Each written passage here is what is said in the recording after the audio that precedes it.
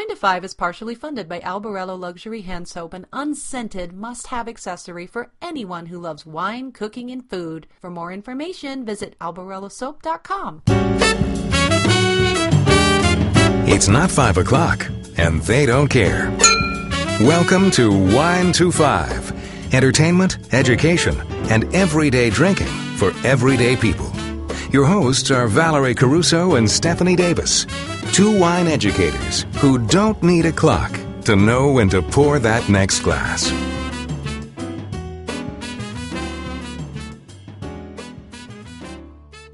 Welcome back to another episode of Wine to Five. This is our last episode of the year. Can you believe it, Steph? I can't believe it, but we have had such a great year that I'm feeling very happy and very grateful right now. I am too, because today we are recapping 2016. Yep. And getting ready for 2017.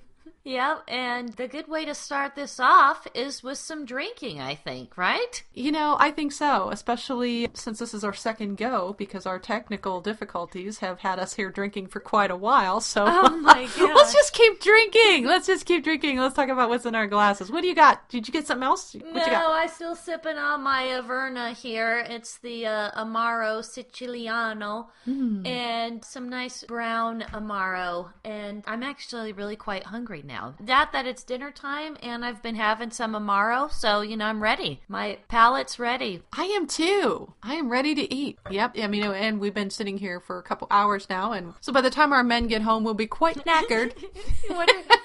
Where's dinner? I don't know, but I want some. Dinner's poured, right? I have one of those little signs that says dinner is poured. That is so cute. What are you my drinking? Gosh. Well, my dinner wine, no idea what's for dinner, but what's in my glass is a Southern Rhone Cru. This is a Rosteau. And so I think you've heard me talk about the Lorac a couple episodes back. Yep, this is the Rosteau, just a little further north. And this is by Laveau. It is a 2013 red wine, and it is a blend of 50-50 Syrah and Grenache. Interesting note, this has only been an AOC or an appellation since 2009 for dry red wine. I thought that was interesting. So this is one of those wines that these are my go-to for quality and value. And this is the Lorac, the Gigondas, Evacura, and the Rosteau in the southern Rhone Valley area. And I have to say, when it comes to complexity and generosity of fruit and herbs and spice and structure and food wines and just go-tos for around $20, some less, some just slightly more. I mean, you cannot beat these wines. So I think this is where I'm at home, these Southern Rhone wines. Yeah, something good to keep on hand, for sure. Totally. So what are we talking about today? We've got some highlights to cover, I think. We're trying to, how do you capture 2016 in one digestible show?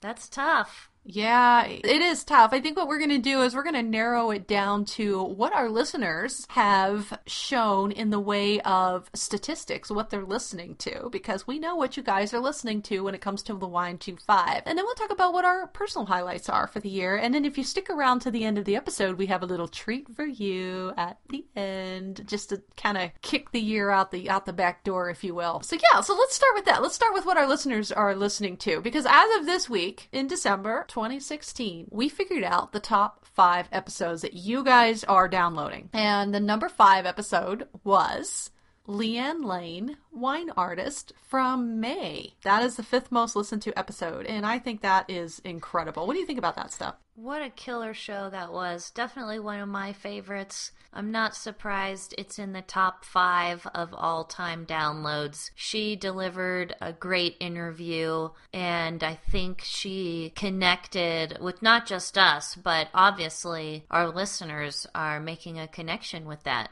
I think so too. We had a friend over Friday night before we went over to look at our the limo light tour and everything, and she's a listener, but she's a friend of ours who she knows that painting that you gave me last year that came on Christmas Eve. She knows how important that is to me. And I've coveted Leanne Lane for quite a while. Not Leanne, but her art for quite a while. And I told her the story. I said, have you seen this painting? And I said, and it came on Christmas Eve, and I started crying. And I said to John, I'm like, and this is us. It's called Taste of Diversion. And this is you. And this is me. And it's just so beautiful. And so that painting has a very special place in our little nook with its own little light that shines on it with a little antique decanter underneath. And it's just so special. And so, yeah, I'm glad that our listeners really appreciate the spirit that Leanne Lane brings to the art of wine and wine art in and of itself. And yeah, I love that episode. Yeah, and doing what you love, too. Doing what you love. It turned out to be that she loved it and then had to actually get rid of some of the art because it was just taking up room in the house, and she'd been laid off from her job and just poured out her soul into her art. And I love what she does. Been a fan for a long, long time. And if I could fill up all my walls with her artwork, I would. But what else do our listeners like? Number 4. Yeah.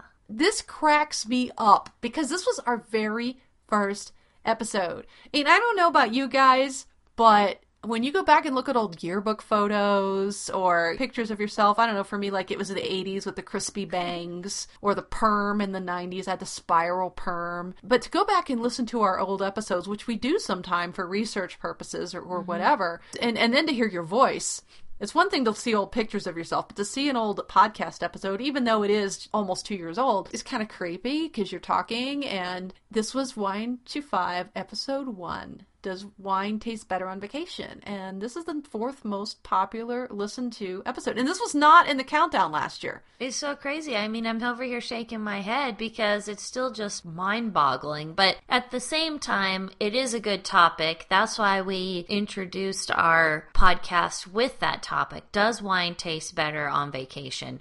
It's fun to have a conversation about it because everybody has their own experience to draw upon and stories to share. And so it's a cool topic. And, you know, I think sometimes when people learn about our podcast, they might just want to see what is the very first episode. And that might be also... How bad did they suck in episode 1? I know. And we didn't even have that episode 0 that some people do. But episode 1, I think you really, you got to know the real deal. Val and Steph, there's no guests. It's just us. Yeah, I think we had eaten some dinner and we'd been sipping wine for quite a few hours when we recorded that episode. But I like that it's made a resurgence in 2016. Yeah. I think that says a lot about what the listeners want to hear, and that's what we do with these stats. Is we kind of look and see what's doing well. And if something doesn't do well, it's like, well, let's not do another one of those because it doesn't seem our listeners really enjoy that. So I think it is important to occasionally dig in and see what is resonating with you guys. Episode 73 was our 3rd most listened to episode, and that one was recorded just at the end of August, so 3 months ago. That's popular then. And this is popular. This was episode 73, New Zealand Wine, Part 1, More Than Bungee Jumping. So either our listeners are a bunch of extreme sports fanatics and maybe thought we were going to talk about bungee jumping in there, or they are loving the New Zealand thing, because I think that's really cool that this episode, one of our newer ones, is made it to the top 3. Maybe they just heard how great Celia Hay is. She is really great, and it is really cool when you see other listeners and other people out in the social spaces going, oh my god, I met her, or I took one of her classes, and she is a beloved hospitality professional all the way out there in New Zealand. And Cecilia, if you're listening, congratulations, you were our top 3rd most popular podcast episode of 2016, of right now. Yeah, so great. And then number 2, our 2nd most popular episode that you guys are listening to. Last year, this one was number 4. It's actually made it to number 2. And it's from last year also. So you guys this is obviously evergreen content. It's still relevant. It still says something about what you want to hear. And I think we talked a little bit about New Zealand because they do some New Zealand tours in here too. But this is Wine Vacationing with Taste, episode number 36, and a little adventure. So this is from Taste Vacations, Alan, and he chatted with us a little bit about what they do. And I didn't even realize that they were like the puppet master behind the Wine Bloggers Conference and travel conferences and things like that. So I think it's really cool that this actually jumped up and is still a relevant topic, and you guys still want to hear it. So it makes me think that, hey, you guys are all about traveling and learning about how wine can take you somewhere. Yeah, that's pretty definitely. Cool. It shows that in the top 5 episodes ever. People like travel and vacation and wine, and I don't know about bungee jumping, but But it seems like they're all related, and I think that's very telling. But speaking of related, our number 1 most downloaded episode, again, this one's only about 3 months or so old, episode 69,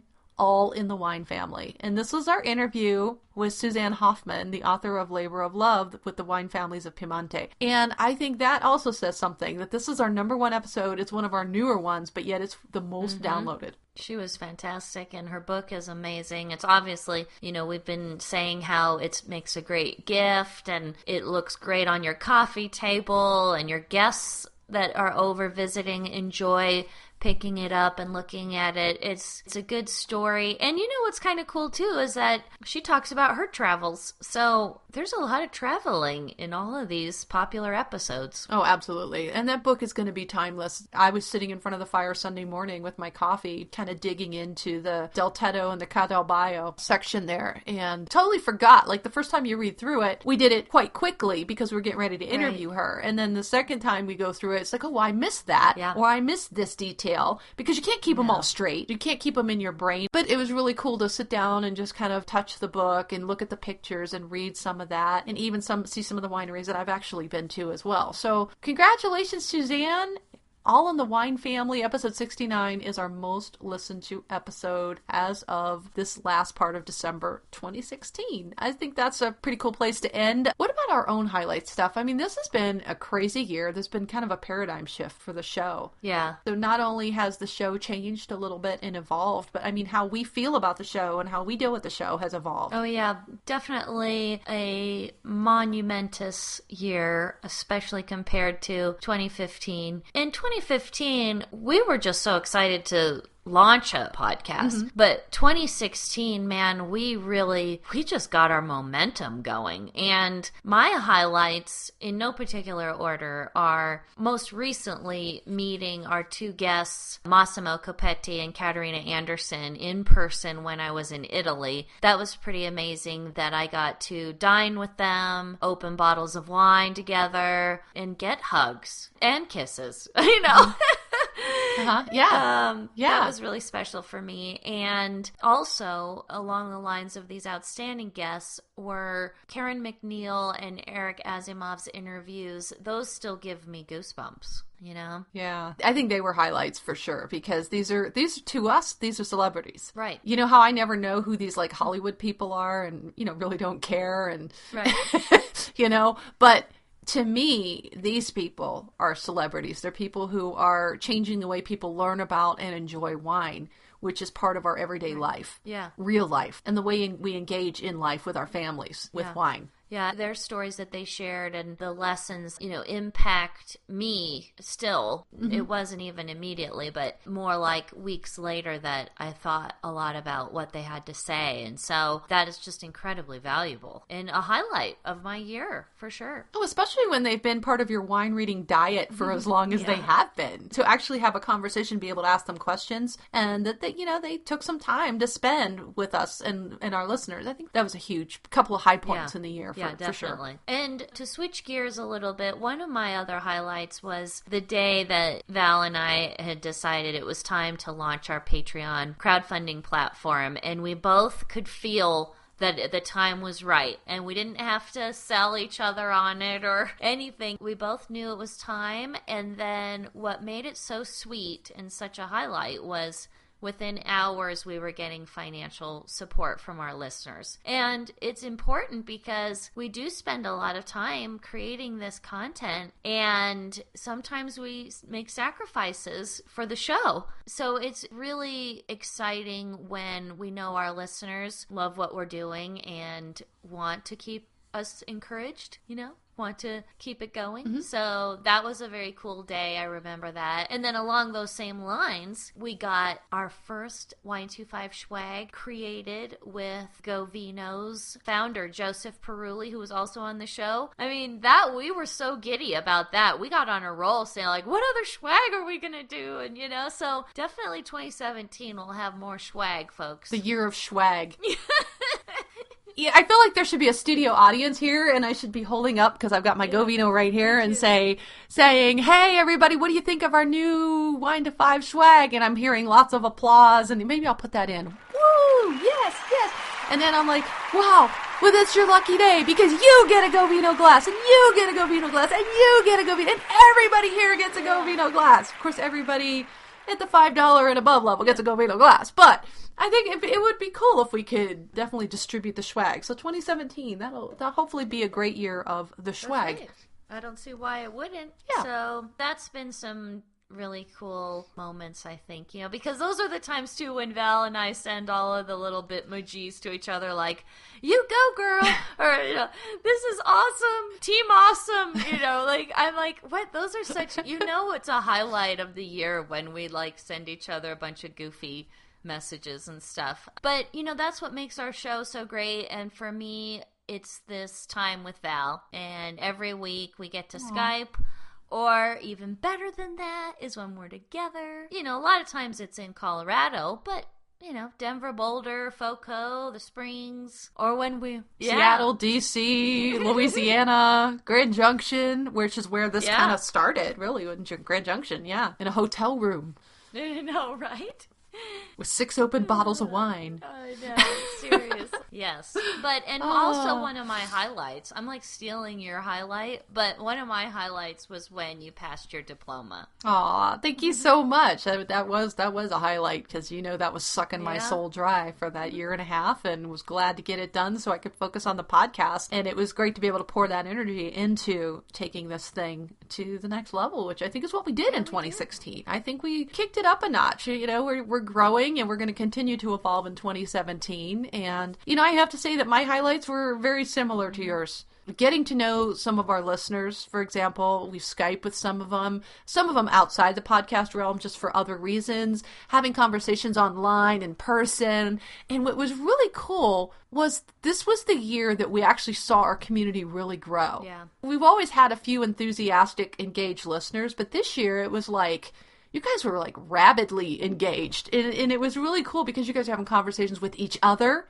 I just saw, people that are hanging out in Caterina's Wines of Italy and retweeting it, and they're engaging with each other and talking about meeting up somewhere in Europe. I think that is cool because, where did you meet each other? Through the podcast. Yeah, a lot of people give lip service. The word community has surely made its rounds in 2016, but I believe that we actually did grow one. And I think one way we did that was through the Wine to Five Challenge, which was another one of, to me, a highlight. We have our own hashtags, and it all started because one of our listeners and a friend of mine who just pinned on General, congratulations, Jen, she said, that warrants its own hashtag. One day on Twitter, I'm like, you know what? You're right. From here on out, the big furry hat, the big furry hat does mandate, and it becomes law that hashtag W25 Challenge will be its own hashtag.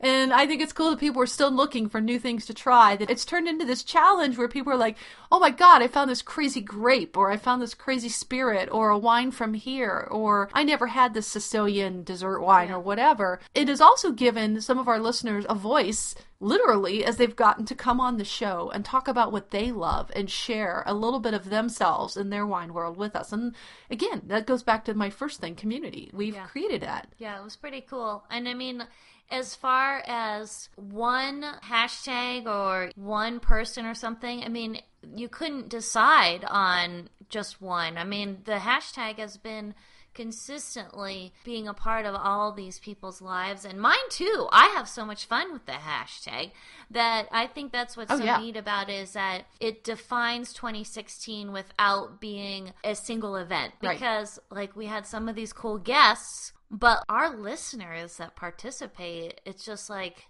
this is a hashtag that was for 2016, so that's what makes it so cool. Absolutely. We do expect people to continue hashtag W25 Challenge in 2017 as well. We're probably going to be shaking things up a little bit as far as our challenges go. But I think what we've done is created that culture where, gosh, I need to get out of my wine box or my wine rut and try something new. And that's something that we've been striving to do since the beginning. And I think that's really important, which leads me into my next one, which was kind of one of your stuff, being able to converse literally with these legends in the wine industry this year. I mean, even these wineries, these winery giants like Banfi, like Sharon McCarthy, taking time with us. She was on like 2 of our episodes and did that live tweeting taste along with her. And then Violet Gergich taking time out to spend with us because what they've done at Gergich and with her father's legacy, and sharing how they got where they are and why they love what they do, and a little bit about about who they are, and that you can hear their enthusiasm. And again, with Karen McNeil and Eric Asimov, I mean, listen to him tell a story about how he was a beer reviewer in high school. To me, that was just classic. And I think one of my favorite things I took away from his interview was, and I think about this now every time I counter a dining situation where the wine list is not what I wish it could be. And he says, if wine is an integral part of the dining experience, I may consider not eating at that restaurant. And I felt like that gave me justification for the way I behave here. It's kind of like, well, we could take Steph there, but their wine list is garbage and there's nobody there that knows how to serve it or talk about it. So why go there? Yeah. It's kind of like, that's kind of how I eat. It's like, well, if I'm going to put that extra calories and fat into my body, then there better be some damn good wine to go with it. And if there isn't, then we're not going there. And Eric, because he's in New York and has his choice of restaurants, and he was able to really yet still validate my choice to stay home and just drink great bottles and just cook for myself. Those were definitely highlights of the year. And then, the diploma. Gosh, getting that thing done, and it was a weight off. Let me tell you, it was a good experience, but it was a lot of work. Very rewarding, right, though? But, this is very rewarding, although it's ironic, because I was telling John, is here I am, I'm looking at it on the wall, and the only reason I did it is because I wanted to be a master of wine. And then I started digging into some of the Master of Wine papers and some of the things that you have to do your first year as a Master of Wine student. And I thought, and then you got to pay, to apply and all this. And I'm like, I was really looking forward to the geekiness that is the Master of Wine program and immersing myself in it. And then I looked at the first couple papers and they're on like winemaking and grape growing and the business of wine. I'm like, these are things that I don't find extremely juicy. And I think to be able to get it up again, for the level of enthusiasm that I had for the diploma, it's going to take some time. So I think it says a lot that I might be just pouring my energy into the podcast for a while, keeping my wine knowledge at a certain level, like Brianne Gist suggested. We talked to her at the Mondavi event. I have to say that it goes along with the last highlight of the year is to be able to stay focused on this show and go for 90 straight weeks. It's pretty cool. 90 straight weeks to stay focused on the fun and not letting this turn into a soul-sucking work endeavor. Because this is, I don't know if you listeners know this is the equivalent of a part 2 full-time job. And Steph and I, we do have a blast, not only creating the content, but responding to listeners. And we have listeners who interact with us. So we like that we can shout back out to you guys and retweet with you guys and everything. And we're not just talking to ourselves. I think initially we just kind of wanted to record a show, and I didn't know if we ever intended on it growing like it has. We also, in the process, get to have great chats amongst ourselves and enjoy talking to each other. So I live with my Skype time or even my live time with the wine heroine, and I think that's been a highlight of the year too, is not, even though it has turned into a lot more work than either of us have imagined. I mean, like I said, it is the equivalent of a part or full-time job between the writing and the audio editing and the show prep, and we do some pre-gaming and planning and wrangling of guests. A lot of time goes into this, yet at the same time we haven't let it turn into something that is work and not fun. And we don't even give up when all of the technology goes to shit. Yes, because this is our third attempt at getting this episode to work. So let's just raise our glasses to this episode 90, the last one of the year, Steph, and all we've been through. Cheers to you, hon. Val. Clink, clink. Why don't you take us home with a factoid? This is a nice bite-sized factoid about Michigan wines. And did you know that there's 5 AVAs in the state of Michigan? And actually the most recent AVA, called Tip of the Mitt, was approved this year in 2016, in August of 2016. That's cray. Cray, cray. And the other thing that's kind of wow is Michigan ranks 10th in the U.S. wine production. And they are very known for their Rieslings. See, because Riesling is the most widely planted grape there. And I think that makes sense, that it's successful in that climate. But there's quite a lot of activity around Riesling in Michigan with some festivals and some competitions and even award-winning wineries and producers coming to Michigan for these competitions. So that's very great. cool. That's great. Well, I think that is a very interesting factoid, and I love how you dug that up. What about you? Listeners, remember I said at the end of this episode, you got to stick around, because right now we're compiling a track of audio that has never made it into the podcast. I have a file called Cutting Room Floor, and we have a few outtakes, and some of them are freaking hilarious. and there will be a forthcoming video. And of course, that will go out to Patreons first.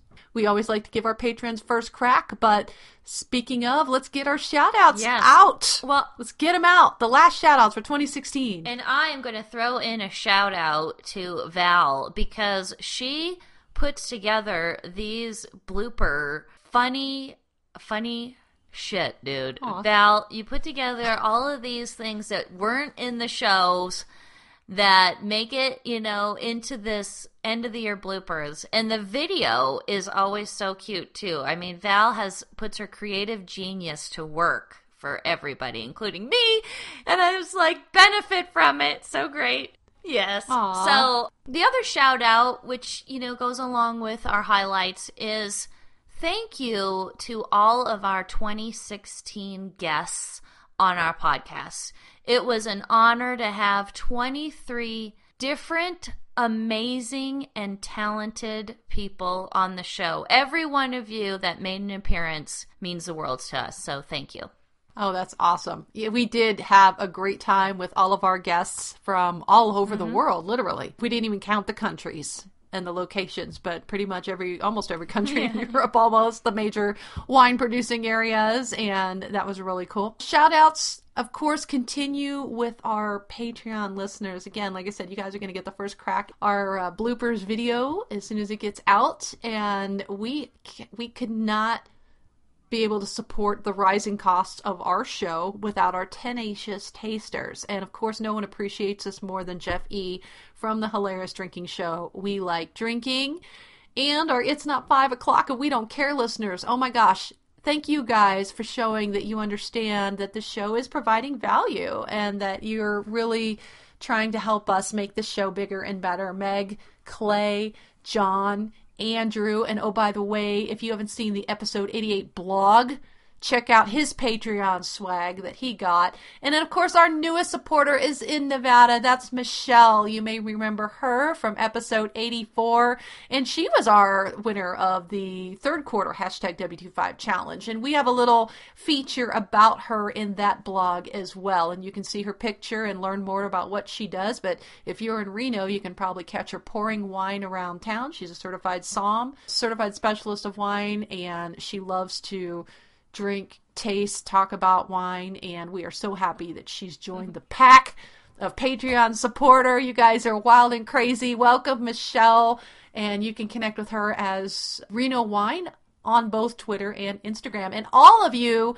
Patreon supporters, even everyone who joins through the 1st of January, you all will be entered into our exotic wine travel Patreon giveaway. It's not too late to enter because the contest ends in a couple of days on January 1st. We will draw the winner on our first January episode in 2017. For more details, go to our Patreon page, patreon.com/wine25podcast. We thank you guys for being a vital part of the raging Wine to Five listening and sipping community. And if you love Wine to Five, then share it with the wine lovers in your life. Give the gift of wine edu-tainment for everyone's listening pleasure, whether iOS or Android. We are also on iHeartRadio, so that's cool. You can find us pretty much everywhere now. And we really look forward to the gifts of burning wine questions or comments on our SpeakPipe. So literally, just leave us a message and then we'll feel all giddy because we got a gift. And what also we really like are iTunes reviews. So please leave us a glowing iTunes review. That would be delicious. And come play with us on our social media sites. Facebook, Twitter, Pinterest, YouTube, Google+, and check out our online store that's on our website, and you can build your collection of wine books and wine accessories. Connect with Val on Twitter at WineGalUnboxed, and as Vino with Val on Facebook and Instagram. I am also on Twitter and Facebook and YouTube. You can find me at Albarella Soap, and I'm also on Instagram and Pinterest as the Wine Heroine. So yes, the bottle's half gone, the devices are dead. This is our third attempt at this show, and we're going to wrap it up here and wish you guys a happy new year. Although I do like what Stephen Colbert said on it was like a Big Furry Hat segment in a holiday episode where he says, "May your winter feast be an orgy of delight." I love that. I thought that was so funny, but we're going to wish you a happy new year. We're going to look forward to sipping with you guys again in 2017. But right now, don't go anywhere yet, because we invite you to sit back, pour a glass, and kick 2016 out the back door by enjoying some of our bloopers and outtakes. Here we go. So you know that wine by... Yeah. Yeah. What's his name? Oh my god, I don't know what I'm doing today. Okay, let's do another tap, tap, tap, and then just go with the In Our Glasses segment. Do you care about what I'm drinking or what? Oh! I totally missed that. Let's cut that whole thing out. I do want to care about what you're drinking. I'm just starting again. You know what I've been doing? I'm scrolling along, and I'm now to this whole thing. Okay. I did a shitty transition, so we'll just go ahead and start it again. So I'm just gonna... Oh, I'm supposed to say something here. One more thing. What is his name? The Bonnie Doon guy. Yes. Uh-oh. Non ho trovato UFO. Oh, okay, so I have Siri. I think she thought I said, hey Siri, I have Siri in Italian, and she said she could not find UFO between... Oh my gosh. Okay, so anyway. I know, see? That's why you were the one who's supposed to say that, not me. So I guess we should talk about what's in our glasses. Oh, I thought you were going to say that cute stuff like you did before. I have no clue what I said before. Oh my god. Oh. I wish I had a cigar right now. What is his name? The guy with the 10,000 new varieties. Yes. I'm looking it up. I'm looking it up, and we can edit this out because it's making me crazy. All right, I'm looking it up. I haven't had one of his wines in a very long time. I do. Okay, so... Yeah, let's do that. Okay, sorry. We're just sitting here grinning at each other. I like, know, what? we are. Because we're feeling Believe it or not, fabulous. It was like we should have striked a pose, like Vogue or something. Vogue. I know. And it's not like we didn't spend an hour prepping for the show, but you would never know it. We're both like this, pointing at the other person. You're hot. Hey. Oh, you want me to do this part? Sure. Valerie. Oh, what? Okay. So anyway, let me just turn off my phone here. It is tricky. The ball. We have the one with the balls, and sorry, I worked with guys for 25 years, so I still have that sophomoric sense of humor. He's part Randall of the Graham. Rangers. Yes. Randall Graham. Okay, so his Cigar Volant wine is a play on this. Mm-hmm. Okay, so we probably won't use this. Anyway, so did you know? Goddamn spell check. I love it. Not vilified as our spell check, so amazingly substituted. I realized I had my headphones plugged into my computer and not in my iPad, so I'm looking around for my... There it is. Well, we just got our opening. Hey, crazy. Is that recorded, I Yes, hope? that has been recorded. Yes, that was recorded. Then put the bottle back in the fridge or put it back in the cellar. I actually put it back in the fridge because I'd planned to drink it. Oh, but you didn't. But I didn't. Well, FYI, to anybody who hasn't tuned us out yet. They like this. Yeah, this was so much fun. Except I gotta pee now, so let's wrap this up. Sorry. One more thing. It's okay.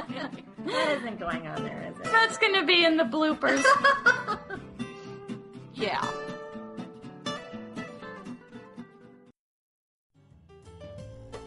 Cheers, lady. Cheers, Val. Cheers. Thank you for listening to the Wine to Five podcast. Be sure to check us out at Facebook/WineTWO5 and tune in next week for more fun and useful sip tips.